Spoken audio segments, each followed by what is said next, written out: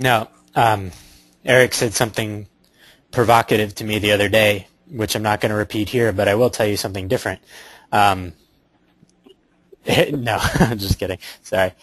No, we were talking about this sort of question of the place that heaven and earth has in all the other sets.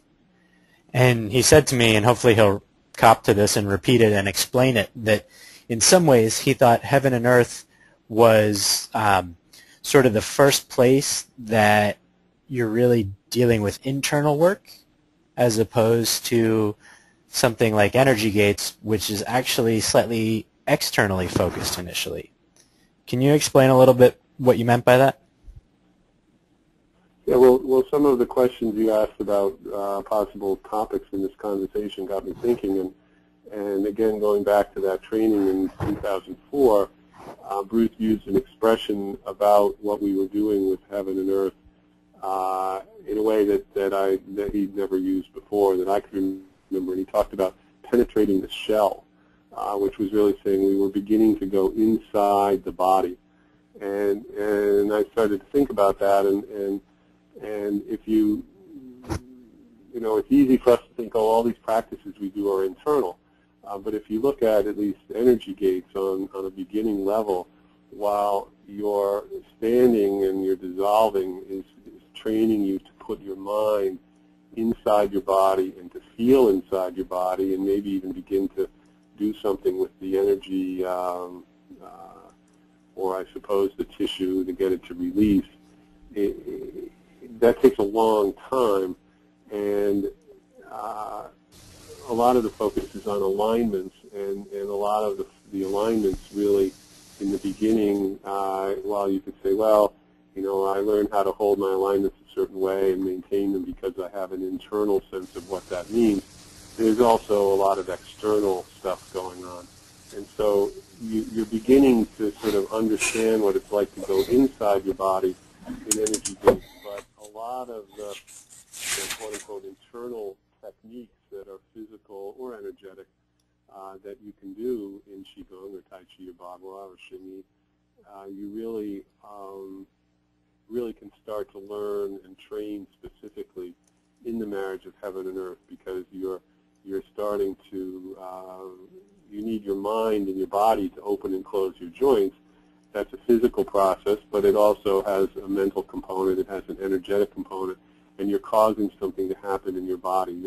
When you're opening and closing the cavities, you're causing something inside the body to open and close. You're getting fluid to start to move in certain ways, because a lot of the cavity work really has to do more with fluid movement. But and then as you get into more advanced techniques of the marriage of heaven and earth, the same thing. It's beginning to get the inside of the body to function in a certain way, much more so than energy gates. And then you can go back and put this into energy gates, but that's what I was thinking of when I said that.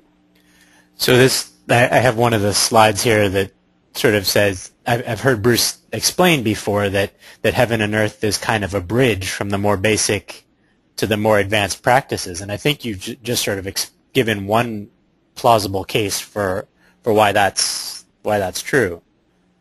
Is that? I mean, do you see that as a continuation into the more advanced stuff in Gods and Bend the Bow or spiraling, that you're doing more internal movement the same way? Yeah, you're learning more internal techniques. You're taking the techniques and the specific things of heaven and earth, and and then you're using them in the other exercises as well. So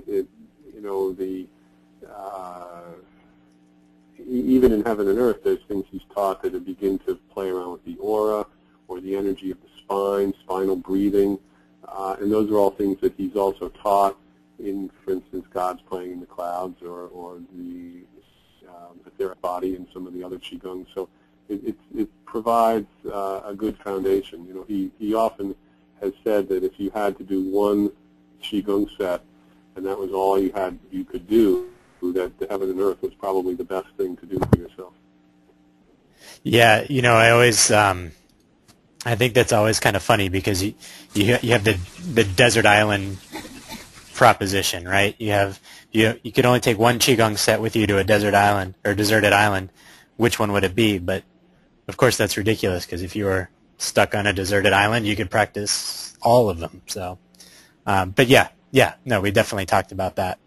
And just as you were talking about this, Eric, Don was saying that the first line of his instructor training notes from Heaven and Earth talk about penetrating the shell. So I think you're not alone as a notorious note taker either. Don, do you want to talk about that for a second? And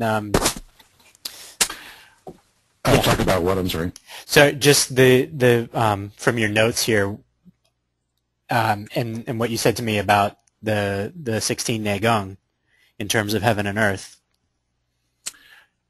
Yeah, like I said, the first line of my notes corresponds to what Eric was just talking about, and as you've said, that's often, Bruce will often kind of hit the most important thing first as the first thing he talks about. So in a lot of ways, that is a very important aspect of the system. The other thing that I remember Bruce saying at some point regarding the 16-part neigong is that even though opening and closing is one of the items in the list, I remember him saying that really if you look at all 16, all of them in one way or another are some form of opening and closing. So if you get a sense of that one, it can be applied to learning all of the neigong elements.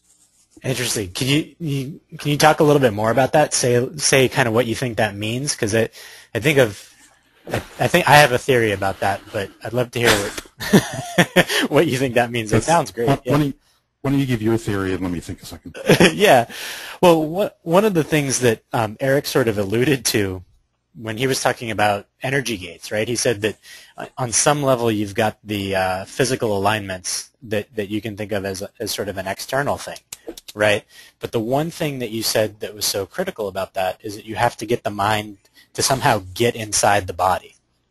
So if that's the central problem in energy gates of landing the mind inside the body, what you start to do in Heaven and Earth, and maybe Don can tell me if this is where he thinks it's going, but what you start to do in Heaven and Earth with opening and closing is you start to pay attention to tracking what's going on internally. So now I'm not talking about fluid movement, the space inside the joints, anything else like that, but thinking about what the mind has to do.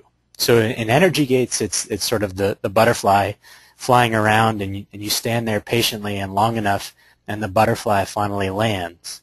You finally get the mind to be comfortable resting inside the body. And that's sort of what you get into in the dissolving practice and everything else with energy gates. But once you get into Heaven and Earth and you actually start to get a handle on how opening and closing works, for most people it's just so foreign from how we think about using the body. So that speaks to this being internal-external bridge. But the quality of mind that you need to use and develop to track an opening and closing is then the same kind of quality of mind to feel, think about it in terms of wavelength or sine waves or something like that, right? You've got this peak and then it turns over and drops into a valley and it turns over. And so you've got the sort of the period of the opening and closing as something to pay attention to. That trains your mind and your awareness in a really specific way that when you're just doing standing, say, you don't quite notice. So I don't know. I think that's kind of my theory on how that works. Is that, Don, how plausible does that sound? I think that's a good thought about how it might be designed to work. And if going back to thinking about it in terms of the five elements, if you think about the way things grow, they don't just start from a point and in a linear fashion grow. If you do time lapse of a plant, it grows a little bit and then goes back a little bit and then grows some more and goes back. So it's kind of developing that sense of awareness that you need to pay attention to things going on inside. Oh, that's interesting. I didn't know that about plants. Yeah. In a sense, if you think of, not to get too stuck on the elements, but energy gates is water, so it's like planting the seed and watering it, and then in this set, you're kind of, encouraging it, encouraging its growth, giving it the things that it needs to develop and thrive. Oh, interesting. Interesting. Everybody's homework assignment is to go out and watch grass grow, so you get this principle. And so as you guys have, and anybody can jump in here, but as you guys have gone on and tried to translate this into other practices, does that seem right? Is that the kind of stuff you've taken away from heaven and earth and put into your other practices? Go ahead, Sita. Yeah. Oh, okay. Yeah. Well, going to what you were saying about the opening and closing, I think, in a way, and I didn't know a lot of this, even though I've probably heard it from Bruce many times, so I really appreciate this discussion and you guys saying all this. The idea that the opening and closing in some way is part of all the 16 elements, I think, is very fundamental, because it's really, I always think of this as zeros and ones. You know, when it gets down to it, you have yin and yang, you have opening and closing, and the way you shift your weight and all of those things. So it seems like this as an exercise in its focus, and it's almost linear focus, even though nothing about this is linear. But because of the symmetrical aspect of it, there's a linear nature that kind of helps keep the focus on something like opening and closing, which, as you said, really puts your mind and your body in a different way, and makes it easier to get and hold on to that aspect of this and put it into these other things. So in that way, it also, again, is a bridge, because it allows you to bridge a physical and an energetic thing and a mindfulness thing, and it really helps with the whole mindful quality of all my other practices. Say a little bit more. Run with that a little bit. Talk about sort of how you see that translation into the other practices as well. Well, I mean, in a kind of a surfacey, obvious thing, the movement of the claw, not as much maybe of the bowing of the spine as Eric said, because it's much more difficult to keep that together when your arms and legs are going in all these different directions. But the claw, for example, is something that when I do heaven and earth and really get a focus on how that's pumping, I'm able to put that into the other practices. But the biggest thing is the mindful quality, I think the way you said it, of being able to follow the pulsations, Mm-hmm. right? Because at a very fundamental level, this is all about the pulsing of the universe, the pulsing of, I can't feel my blood vessels, but I've heard Bruce talk about that, right? Right. So at all these different levels, there's pulsations taking place, and it's kind of something that you can both attach to and kind of ride it, but also guide it.